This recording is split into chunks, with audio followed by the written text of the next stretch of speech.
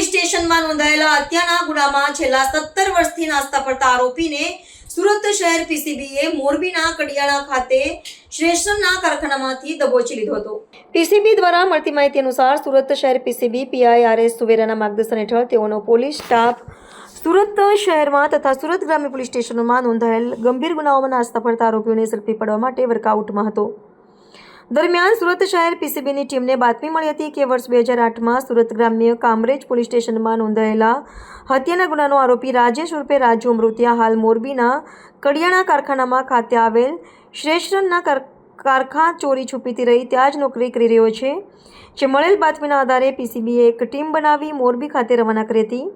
દરમિયાન આરોપી રાજેશ ઉર્ફે રાજુભાઈ ડાયાભાઈ અમૃતિયા ઉંમર વર્ષ 53 રહે અનીડા ગામે ભાલોડી તાલુકો ગોંડલ જિલ્લો રાજકોટને થ્રેશરના કારખાનામાંથી જ દબોચી લીધો હતો। પોલીસે આરોપીની પૂછપરછ કરતા વર્ષ 2008માં રાજેશનો સાથી મિત્ર વિપુલભાઈ લાલજીભાઈ સોલંકી જેતપુરથી લસણનો માલ તથા ઘઉંનો માલ ટેમ્પોમાં ભરીને આવતા હતા ત્યારે રાજેશના ટેમ્પોના ટાયરમાં 3-4 વખત પંચર થતાં વિપુલભાઈએ તેઓની સાથે ટેમ્પો ડ્રાઈવ કરવા માટે બોલાવતા બંને સાથે ટેમ્પો ચલાવીને સુરત આવતા હતા।